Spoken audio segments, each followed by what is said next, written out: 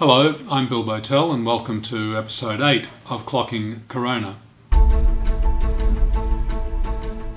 It's been just under a month since the imposition of lockdown arrangements. Thanks to the dedication and sacrifice of Australians, we have made very commendable strides in reducing the rate of new coronavirus infections. Not everywhere, there have been some disturbing breakouts, but the direction of travel has been really good.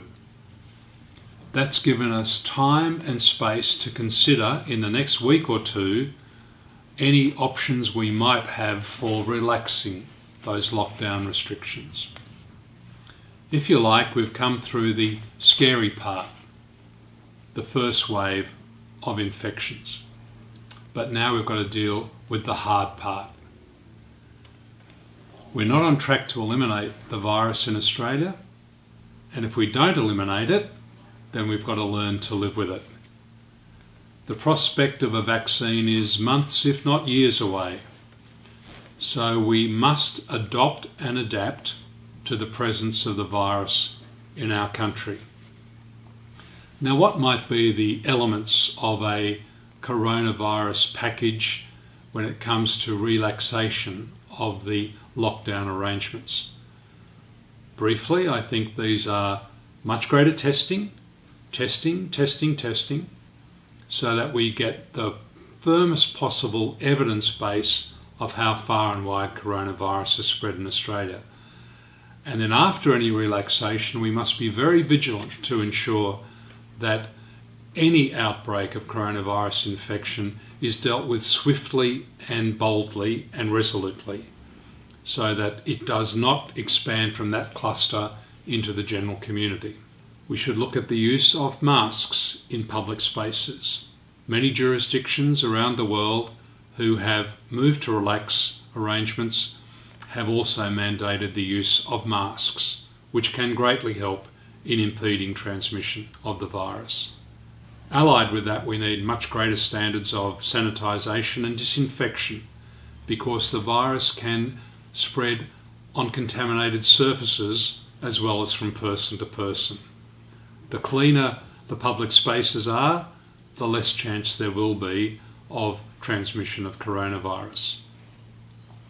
I think we need a much upgraded communications campaign, one that deals with the Australian people openly and honestly about the next steps, because it is only with the informed consent of the Australian people that we can move forward confidently. Certainly, we should look at more effective contact tracing and perhaps by the use of contact tracing apps.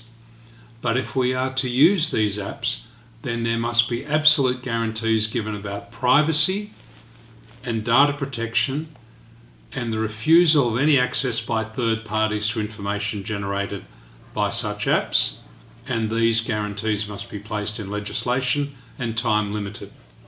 There should be greater cooperation and coordination with New Zealand.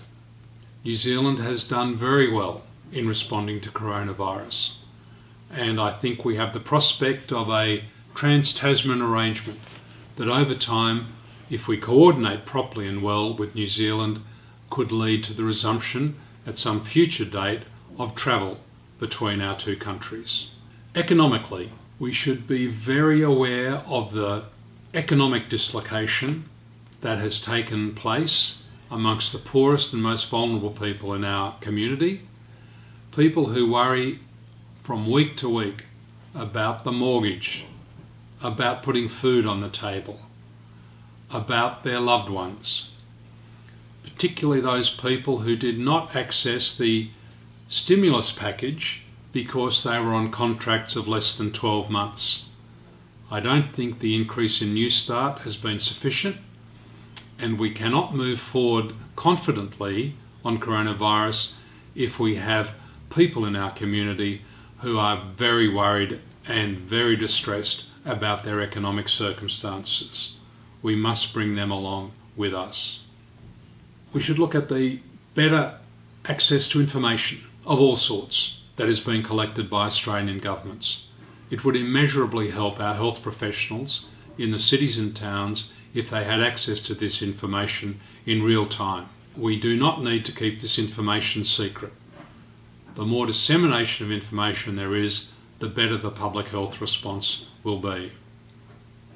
And lastly, we have to understand that it might be a question of 2 steps forward and 1 step back.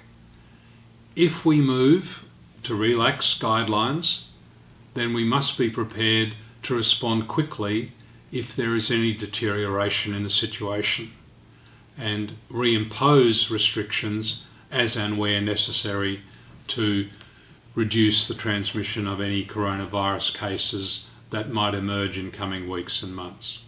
So in the next few episodes, let's look at each one of these elements individually, the pros and cons, and that will give us a good basis for moving forward to the next stage of the response to coronavirus in Australia. Thank you very much.